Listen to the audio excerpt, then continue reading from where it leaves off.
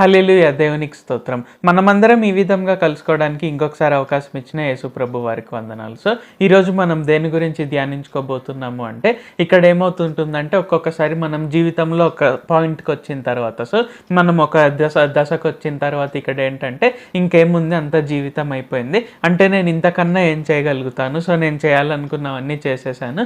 ఇంకంతా నా జీవితంలో ఇంక అయిపోయినట్టే. ఇంక కొత్తగా నేను చేయబోయేదేముంది? అనే విధంగా ఇక్కడ ఏంటంటే మనల్ని మనం కన్విన్స్ చేసుకుంటుంటాం అనమాట. అంటే మనం కొన్ని గోల్స్ అనేవి పెట్టుకుంటాము. సో ఆ గోల్స్ అన్నీ తీరిపోగానే ఇంకేముంది, నా జీవితం అయిపోయింది, అయినా నేను ఇప్పుడు ముసలి వయసుకి వచ్చేసాను, నేను ఇంకా గొప్పగా సాధించేదేముంది అని మనం అనుకుంటూ ఉంటాం. అయితే ఈరోజు మనం యేసుప్రభు వారు దాని గురించి ఏం చెప్పబోతున్నారు అనే దాని గురించి ఈరోజు మనం ధ్యానించుకుందాం. సో మనము మొట్టమొదటగా యోహాను సువార్త 7వ అధ్యాయం మనం 38, 39 వచనాలు కనుక చదువుకున్నట్లయితే, నా యందు విశ్వాసం ఉంచువాడెవడో లేఖనము చెప్పినట్టు వాని కడుపులో నుండి జీవజల నదులు పారునని బిగ్గరగా చెప్పెను.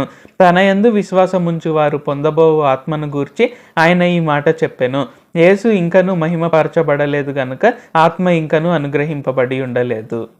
సో ఇక్కడ ఈ వచనాలు కనుక చూసుకున్నట్లయితే ఏంటి, ఇక్కడ యేసుప్రభు వారు ఏమని చెప్తున్నారు? నా యందు విశ్వాసం ఉంచువాడెవడు అంటే యేసుప్రభు వారి పైన ఎవరెవరైతే విశ్వాసం ఉంచుతున్నారో ఇక్కడ ఏంటంటే వారికంతా ఇక్కడ ఏంటంటే వారి కడుపులో నుండి జీవజల నదులు పారునని బిగ్గరగా ఆయన చెప్పారు. సో ఇక్కడ ఏంటి, ఆయన క్లియర్ కట్గా చెప్తున్నారు. సో వాని కడుపులో నుండి జీవజల నదులు పారునని. సో ఆయన దేని విషయమై ఈ మాట చెప్పారు? ఆత్మ విషయమై ఆయన మాట చెప్పారనమాట. సో ఇక్కడ ఏంటి, మనలో అందరిలో కూడా ఇక్కడ ఏంటంటే పరిశుద్ధాత్మ ముద్రింపబడి ఉంది. సో ఇది మనం చాలాసార్లు డిస్కస్ చేసుకున్నాము. సో ఇక్కడ ఏంటి, మనలో ఉండే పరిశుద్ధాత్మ ద్వారా ఇక్కడ ఏంటంటే జీవజల నదులు అనేవి పారుతూ ఉంటాయి అన్నమాట. సో ఇక్కడ ఏంటి, మనం అనుకుంటున్న విధంగా ఓకే, మనం సపోజ్ ఒక 5 గోల్స్ పెట్టుకొని, సో నేను ఇది చేయాలి, నేను అది చేయాలి అని పెట్టుకొని, సపోజ్ మనం ఒక 55 ఏండ్లు వచ్చిన తర్వాత ఇది సెట్ అంతా ఈ గోల్స్ అన్నీ అయిపోయిన తర్వాత మనం అనుకోవాల్సిన పని లేదు. ఇంకా ఏముంది, నేను హ్యాపీగా బతకవచ్చు, సో నేను అనుకున్నవన్నీ సాధించేశాను, ఇంకా నేను కొత్తగా ఏముంది అని మనం ఏదో మన జీవితం ఒక కొలిక్కి వచ్చినట్టు, లేకుంటే ఇంకా నేను ఈ తర్వాత గడపబోయే నా 30 సంవత్సరాలు 20 50 సంవత్సరాలు నేను ఇంకా ఖాళీగా ఉంటాను అనే విధంగా మనం అనుకోవాల్సిన పని లేదు. సో యేసుప్రభు వారిని నమ్ముకున్న ప్రతి ఒక్కరిలో మనకు పరిశుద్ధాత్మ ముద్రింపబడి ఉంది. ఆ పరిశుద్ధాత్మ గురించి ఇక్కడ ఏమని వ్రాయబడి ఉంది, వాని కడుపులో నుండి జీవజల నదులు పారును. అంటే ఇక్కడ ఏంటి, మనం 24/7 ఈచ్ అండ్ ఎవ్రీ సెకండ్ మన జీవితంలో యేసుప్రభు వారి పైన విశ్వాసం ఉంచి ఉన్న మన జీవితంలో, పరిశుద్ధాత్మను కలిగి ఉన్న మన జీవితంలో ఇక్కడ ఏంటంటే మనకు రిటైర్మెంట్ అనేది కానీ ఇంకేముంది, నేను కొత్తగా సాధించేది ఏముంది, ఇలాంటివి అనేవి లేవు. సో మనం ఎప్పుడు కూడా ఎండిపోమంటే డ్రై స్టేట్లో మనం ఉండం, కానీ మనం ప్రతిరోజు ఏదో ఒకటి కొత్తది యేసుప్రభు వారి నుండి తెలుసుకోవచ్చు. మనం ప్రతిరోజు కూడా కొత్తది యేసుప్రభు వారి నుండి మనం తెలుసుకొని మనం ప్రతిరోజు కూడా ఒక కొత్త కార్యం అనేది జరిగించవచ్చు. సో మనం దాని కొరకు ఇంకొంచెం క్లారిటీ కొరకు మనము ఇర్మియా గ్రంథం 17వ అధ్యాయం మనం 8వ వచనం కనుక చదువుకున్నట్లయితే, వాడు జలముల యొద్ద నాటబడిన చెట్టు వలె నుండును, అది కాలువల ఓరను, దాని వేళ్లు తన్నును, వెట్ట కలిగినను దానికి భయపడదు, దాని ఆకు పచ్చగా నుండును, వర్షము లేని సంవత్సరమున చింత నొందదు, కాపు మానదు. సో ఇక్కడ ఏంటి, మనం అందరం ఎలాగ ఉంటాము అంటే నది తీరంనే మనం ఇక్కడ నాటబడిన చెట్టు వల్లే ఉంటాము. సో నది దగ్గర నాటబడిన చెట్టు ఎలాగ ఉంటుంది. సో ఏ సమయంలో కూడా ఇక్కడ ఏమంటారు, నాకు కాపు మానడం అనేది ఉండదు. అంటే నేనేమన్నా డ్రై అయిపోతానేమో, సో నా వేళ్ళు ఏమైనా డ్రైగా అయిపోయి నేను ఇంకా ఫలాన్ని ఇవ్వలేనేమో, సో ఇలాంటి టెన్షన్స్ అనేవి ఉండవన్నమాట. సో ఆ విధంగా ఇక్కడ ఏంటి, యేసుప్రభు వారి నందు విశ్వాసం ఉంచిన మనము, పరిశుద్ధాత్మ కలిగిన మనము ఇక్కడ ఏంటి, మనం ఏ సమయంలో కూడా డ్రైగా ఉండము. అంటే అఫ్ కోర్స్ లోకంలో ఏవైనా కొన్ని జరుగుతుండవచ్చు. అంటే ఫర్ ఎగ్జాంపుల్ సాఫ్ట్వేర్ ఇండస్ట్రీలో కనుక తీసుకున్నట్లయితే ఏంటి, అప్పుడప్పుడు రెసిషన్స్ అనేవి బాగా జరుగుతుంటాయి అన్నమాట. సో ఆ రెసిషన్స్ చూసి ఇక్కడ ఏంటి, చాలా మంది కూడా టెన్షన్ పడుతుంటారు. సో నా జాబ్ ఎలాగా, నా కెరియర్ ఎలాగా అని. లేకుంటే కొంతమంది బిజినెస్ చేసేటప్పుడు ఇక్కడ ఏంటి, ఒక్కొక్కసారి ఏంటంటే కొన్ని బిజినెస్లు అనేవి ఆ సీజన్లో అంతగా నడవకపోవచ్చు అనమాట. సో ఏ బిజినెస్ అయినా కావచ్చు. సో ఆ టైంలో వారు టెన్షన్ పడుతుంటారు అనమాట. సో ఈ నెల వస్తే నాకు ఈ బిజినెస్కి అంటే ఇక్కడ పెద్దగా ఎవరు ఆసక్తి చూపించారు ఎలాగా అని టెన్షన్ పడుతుంటారు. అయితే యేసుప్రభు వారిని విశ్వసించిన మనము, ఆయన పరిశుద్ధాత్మను కలిగి ఉన్న మనము ఇక్కడ ఏంటంటే మనం ఎప్పుడు కూడా అలాగా డ్రై స్టేట్లో ఉంటామేమో, అంటే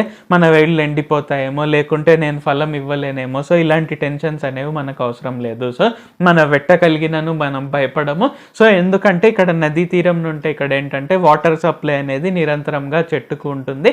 సో హ్యాపీగా అది ఖచ్చితంగా పెరుగుతూ ఉంటుంది అనమాట. సో ఆ చెట్టు దాని కాలం మందు అది పెరుగుతూ ఇక్కడ ఏంటంటే దాని కాలం మందు ఫలాలు అనేవి ఇస్తుంటాయి అనమాట. సో అదే విధంగా ఇక్కడ ఏంటి, మనం యేసుప్రభు వారి నందు విశ్వాసం ఉంచాం కాబట్టి, మనం ఆయన పరిశుద్ధాత్మను కలిగి ఉన్నాం కాబట్టి, మనం ఎప్పుడు కూడా మనం ఓకే నేను ఇది చేయలేనేమో, సో వేరే వాళ్ళందరూ కూడా ఇక్కడ కష్టపడుతున్నారు, సో నేను అదే కష్టంలో ఉండాలేమో, సో నేను రెసిషన్లో నా జాబ్ కోల్పోతానేమో, లేకుంటే నేను కూడా ఈ టైంలో ఈ బిజినెస్లో లాస్ చూస్తానేమో అని మనం భయపడవలసిన పని లేదు.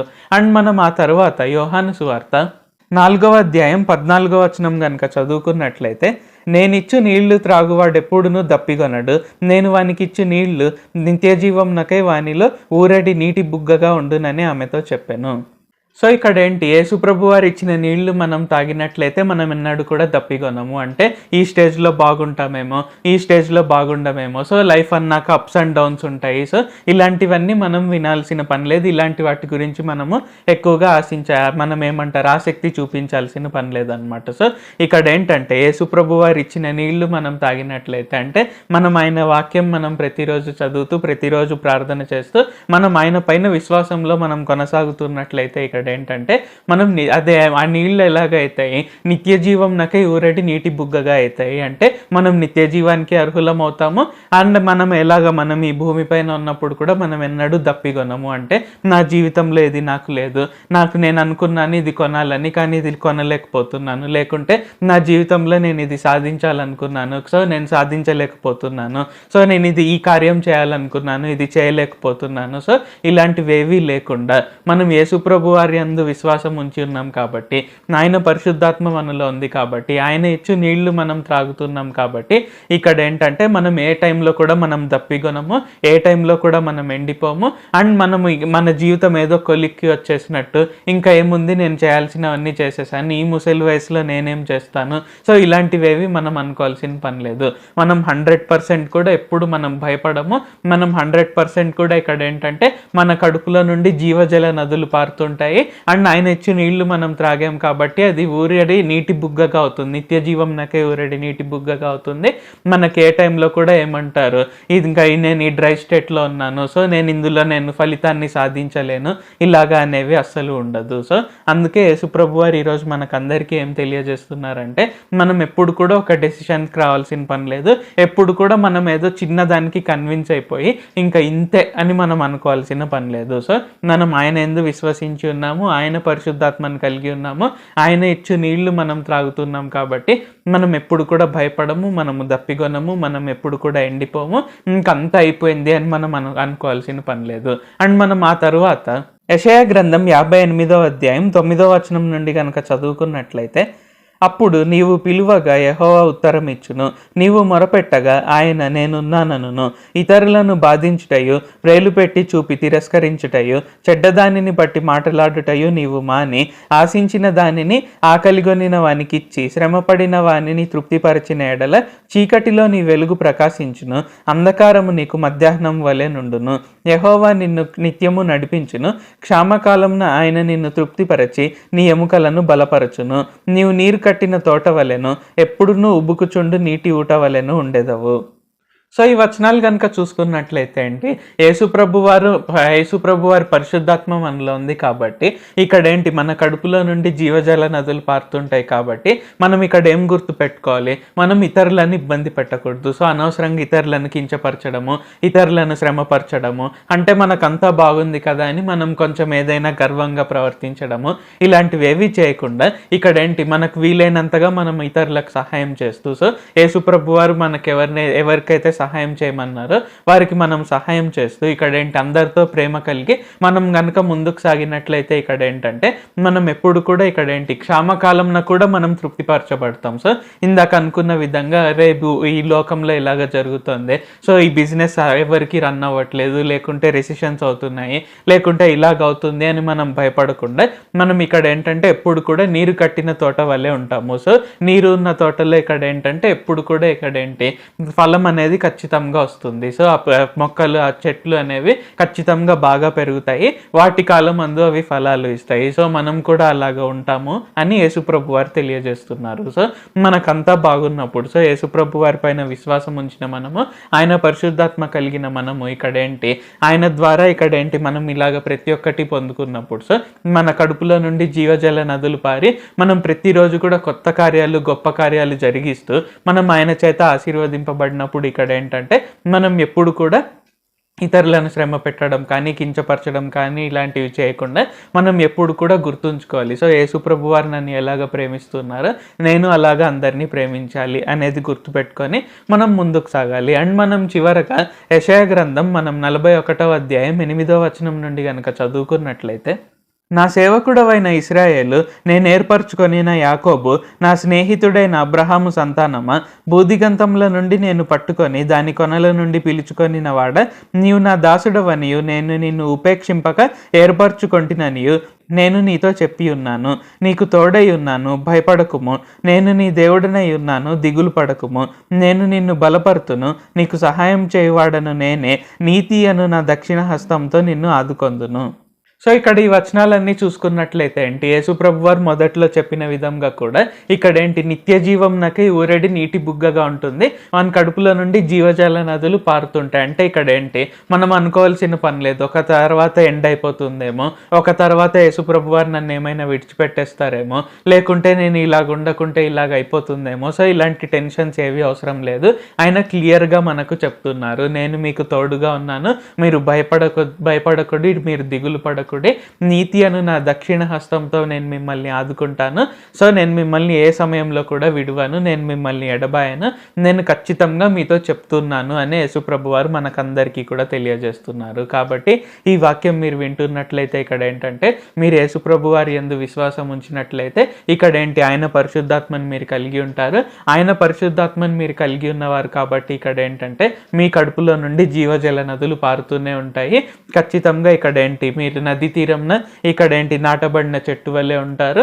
అండ్ ఖచ్చితంగా ఇక్కడ ఏంటి యేసుప్రభు వారు మీకు ఇచ్చిన నీళ్లు మీరు త్రాగినప్పుడు, అంటే మీరు వాక్యం చదువుతూ ప్రార్థన చేస్తూ ఆయన సమయం గడుపుతున్న కొద్దీ, ఆయన పైన విశ్వాసంలో కొనసాగుతున్న కొద్దీ ఇక్కడ ఏంటంటే నిత్య జీవం నాకు ఊరెడి నీటి బుగ్గగా అవుతుంది. అంటే ఈ భూమి పైన ఉన్నంత కాలము నిత్య జీవం వరకు మనం నిత్య జీవానికి కూడా అర్హులే. ఇక్కడ ఏంటి ఈ భూమి పైన ఉన్నంత కాలం కూడా ఏ సమయంలో కూడా మనం ఎండిపోవడం కానీ ఇంకా నా జీవితం అంతా అయిపోయింది అనే విధంగా మనకు అస్సలు ఉండదు, ఆయన క్లియర్గా చెప్తున్నారు. సో ఆ సమయంలో ఇక్కడ ఏంటంటే మనం ఇతరులకు యేసుప్రభు వారి యొక్క ప్రేమను మనం చూపించాలి. And at the same time మనము భయపడవలసిన పని లేదు, మేబీ ఒక రోజు ఎండ్ అయిపోతుందేమో, ఇంకంతా అయిపోయి యేసుప్రభు వారు నన్ను విడిచేస్తారేమో అని మనం ఎక్కడ కూడా ఏ సమయంలో కూడా మనం దిగులు పడవలసిన పని లేదు, భయపడవలసిన పని లేదు.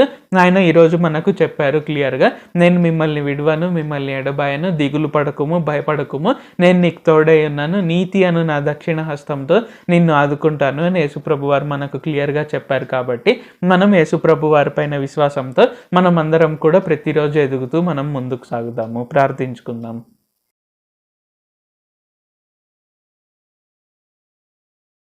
ప్రభువా, దేవా, సర్వాధికారి, మాకు ఇంకొకసారి ప్రార్థించుకునేందుకు అవకాశం ఇచ్చినందుకు వందనాలు తండ్రి.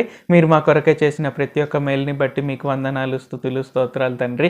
ఈరోజు వాక్యంని బట్టి వందనాలు తండ్రి. మేము మీ పైన విశ్వాసం ఉంచి ఉన్నాం కాబట్టి మేము మీ పరిశుద్ధాత్మను కలిగి ఉంటాం తండ్రి. అందుని బట్టి మీకు వందనాలు, స్తుతులు, స్తోత్రాలు తండ్రి. మీ పరిశుద్ధాత్మను మేము కలిగి ఉన్నాం కాబట్టి మేము ఎల్లప్పుడూ కూడా మా కడుపులో నుండి జీవజల నదులు పారుతాయి. అంటే మేము ఏ సమయంలో కూడా ఇంకా నా జీవితం ఇంతేమో, నేను అనుకున్నవన్నీ అన్నీ సాధించేశాను కదా, ఇంకా కొత్తగా నేను చేసేదేముంది, నా జీవితం ఒక కొలిక్కి వచ్చింది అనే విధంగా కాకుండా మేము ఎల్లప్పుడూ కూడా మేము కొత్త కార్యాలు జరిగించుటకు, మీ నామం పేరిట గొప్ప కార్యాలు జరిగించుటకు సహాయం చేయండి తండ్రి. మేము ఎప్పుడు కూడా నది తీరంన, నది దగ్గర ఉన్న చెట్టు వల్లే ఉంటాము. మా సమయాల్లో మేము ఖచ్చితంగా ఫలాలను మేము ఇస్తాము అని మాకు తెలియజేసినందుకు వందనాలు తండ్రి.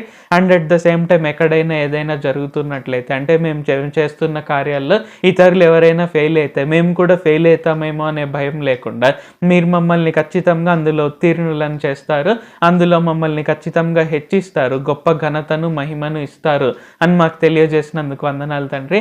కాబట్టి మేము మీ నుండి ఆశీర్వాదం పొందుకున్న తర్వాత ఇతరులను కించపరచడం కానీ, శ్రమపరచడం కానీ, దూషించడం కానీ, గర్వంగా ప్రవర్తించడం కానీ ఇలాంటివేవి మేము చేయకుండా మీ ప్రేమను మేము ఇతరులకు పరిచయం చేయటకు సహాయం చేయండి తండ్రి. మీరు మమ్మల్ని ఎలాగ ప్రేమిస్తున్నారో మేము కూడా అందరినీ అలాగే ప్రేమించటకు మీరు మాకు సహాయం చేయండి, మీ శక్తిని ఇచ్చి సహాయం చేయండి. అండ్ అలాగే మీరు మమ్మల్ని విడుస్తారేమో, ఏ క్షణంలోనైనా ఏమైనా విడిచిపెడతారేమో అనే భయం మేము కలిగి ఉండవలసిన పని లేదు. మేము క్లియర్గా నిత్య జీవానికి అర్హులమై నిత్య జీవంనకే ఊరేడి నీటి బుగ్గగా మేము ఉంటాము. మీ నీళ్లు అనగా మీ వాక్యం మేము రోజు మేము వింటూ చదువుతూ మేము అలాగే మీకు ప్రార్థన చేస్తూ మీ పైన విశ్వాసంలో ఎదుగుతున్న కొద్దీ మేము ఎప్పుడు కూడా ఊరేడి నీటి బుగ్గగా ఉంటాం, కానీ మీరు మమ్మల్ని విడిచిపెట్టారు అని తెలియజేసినందుకు వందనాలు తండ్రి. కాబట్టి మేము ఎప్పుడు కూడా మీ పైన విశ్వాసంలో ఎదుగుతూ మేము మీ వాక్యాన్ని చదువుతూ వింటూ మేము మీకు ప్రార్థన చేస్తూ అలాగ ముందుకు సాగుటకు సహాయం చేయండి. నజరేయుడైన సర్వశక్తి గల యేసుక్రీస్తు నామంలో ప్రార్థిస్తున్నాం తండ్రి. ఆమేన్. Thank you Jesus. సో దేవుడు మనల్ని అందరినీ ఆశీర్వదించును గాక. సో మనం గుర్తుంచుకోవాల్సింది ఏంటంటే, మేబీ నాకు ఒక 50 ఏండ్లో 60 ఏండ్లో 65 ఏండ్లో వచ్చేసరికి ఇంకా రిటైర్మెంట్ ఏజ్ ఉంది, నేను కొత్తగా చేసేదేముంది అని మనం అనుకోవాల్సిన పని లేదు. నిరంతరము మన కడుపులో నుండి జీవజల నదులు పారుతాయంటే ప్రతిరోజు ప్రతి క్షణం కూడా మనం ఖచ్చితంగా కొత్త కార్యాలు చేయొచ్చు, మనం గొప్ప కార్యాలు అనేవి చేయొచ్చు. సో ఆ విధంగా యేసుప్రభు వారు మనకు శక్తి సామర్థ్యాలు అనేవి ఇస్తారు. కాబట్టి ఇక్కడ ఏంటి, ఆయన పైన విశ్వాసంలో మనం ఎదుగుతూ ఆయన పరిశుద్ధాత్మను కలిగి ఉన్నాం. కాబట్టి మనం అందరం కూడా యేసుప్రభు వారి నుండి ప్రతిరోజు మనము కొత్త కార్యాలు, గొప్ప కార్యాలు ఆశిస్తూ మనమందరము ముందుకు సాగుదాము. సో మనమందరం తిరిగి కలుసుకునే వరకు దేవుడు మనల్ని అందరినీ ఆశీర్వదించును గాక. ఆమేన్. Thank you Jesus.